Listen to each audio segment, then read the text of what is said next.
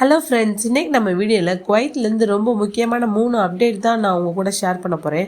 உங்கள் ஜாப், உங்களுடைய விசா லைஃப்பை பாதிக்கக்கூடிய விஷயந்தான் இது. எல்லா வெளிநாட்டவர்களுக்கும் தேவைப்படும் தகவல் தான். இந்த வீடியோவை ஸ்டார்டிங்லேருந்து எண்டிங் வரைக்கும் ஸ்கிப் பண்ணாமல் பாருங்கள். ஃபஸ்ட்டு அப்டேட் என்னென்னா, எமர்ஜென்சி சைரன் நியூ லா பற்றி பார்க்கலாம். முன்னாடிலாம் பார்த்தீங்கன்னா ambulance, fire engine, police vehicle siren எது வந்தாலும் நிறைய பேர் சைடு கொடுக்காம போயிடுவாங்க. பெனாலிட்டி ஸ்ட்ரிக்ட் கம்மியாக தான் இருந்துச்சு. ஏன் இந்த சட்டம் வந்திருக்கு அப்படின்னா, பல எமர்ஜென்சி கேஸில் ஆம்புலன்ஸ் லேட்டாக போகிறதுனால பேஷண்ட்டு இறந்துடுறாங்க. ஃபயர் டேமேஜ் அப்புறம் ஆக்சிடென்ட் இன்க்ரீஸ் ஆயிடுது. அதனால் கவர்மெண்ட் ஸ்ட்ரிக்ட் லா கொண்டு வந்திருக்காங்க. இப்போ அறிமுகப்படுத்தியிருக்க புதிய சட்டத்தில் சைரன் சத்தம் கேட்ட உடனே சைடு கொடுக்கணும். கொடுக்கலன்னா ஜெயிலில் போட்டுருவாங்க. 300 KD ஃபைன் போடுறாங்க. டிராஃபிக் ரெக்கார்டு பிளாக் மார்க் வந்துடும். இந்த சட்டத்தை எப்போ இருந்து இம்ப்ளிமெண்ட் பண்ண போகிறாங்கன்னா, 2025 முடிவுலேருந்து 2026 ஸ்டார்டிங்கில் இருந்து ஸ்ட்ரிக்டாக ஃபாலோ பண்ண போகிறாங்க. செகண்ட் அப்டேட் வந்து பார்த்திங்கன்னா, இல்லீகல் ஃபிஷிங் கிராக்டவுன் பற்றி பார்க்கலாம். முன்னாடி என்ன மாதிரியான சுச்சுவேஷன் இருந்துச்சுன்னா, foreign boats, illegal fishing, border crossing இதெல்லாமே கண்ட்ரோல் இல்லாமல் இருந்துச்சு.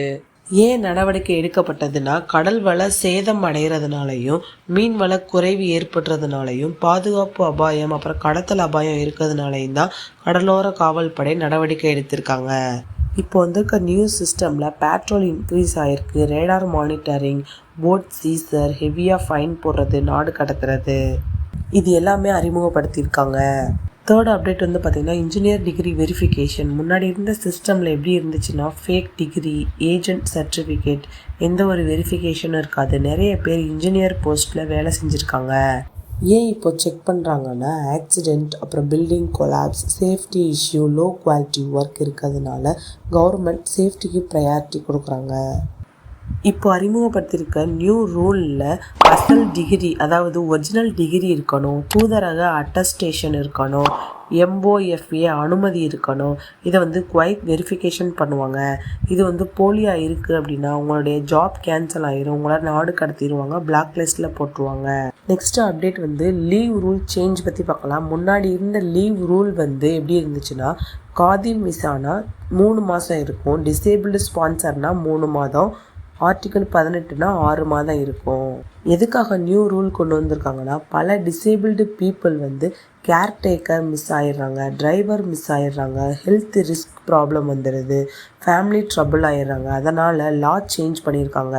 நியூ லீவ் ரூல் 2026 பற்றி பார்க்கலாம். காதிம் ப்ளஸ் டிசேபிள்டு விசானா 45 நாள், அப்புறம் வந்து காதிம் நார்மல்னா 3 மாதம், ஆர்டிக்கல் 18னா 6 மாதம் லீவ் ரூல் இருக்குது. ஒரு முக்கியமான வார்னிங் ஃப்ரெண்ட்ஸ், 45 நாளை கிராஸ் ஆயிடுச்சு அப்படின்னா விசா கேன்சல் ஆயிரும், சிவில் ஐடி கேன்சல் ஆயிரும், ரீஎன்ட்ரி பேன் வந்துடும். 45 நாளை கிராஸ் ஆயிடுச்சுன்னா நோ அப்பீல். இது எப்போ இருந்து இம்ப்ளிமெண்ட் பண்ண போகிறாங்கன்னா, 2026 ஜனவரியிலேருந்து இம்ப்ளிமெண்ட் ஆயிரும். ஃப்ரெண்ட்ஸ், இந்த சட்டம் வந்து உங்களை ப்ரொடெக்ட் பண்ணுறதுக்காகவும் ஃப்ராடை குறைக்கிறதுக்காகவும் தான் கொண்டு வந்திருக்காங்க. ஷார்ட்கட் எதுவும் பயன்படுத்தாதீங்க, ஏஜென்ட் ஸ்கேம் வேண்டாம், லீகலாக வேலை பாருங்கள். ஃப்ரெண்ட்ஸ், இந்த வீடியோ உங்களுக்கு ரொம்ப யூஸ்ஃபுல்லாக இருக்கும்னு நினைக்கிறேன். மறக்காமல் நம்ம சேனலை சப்ஸ்கிரைப் பண்ணிக்கோங்க. தேங்க்யூ.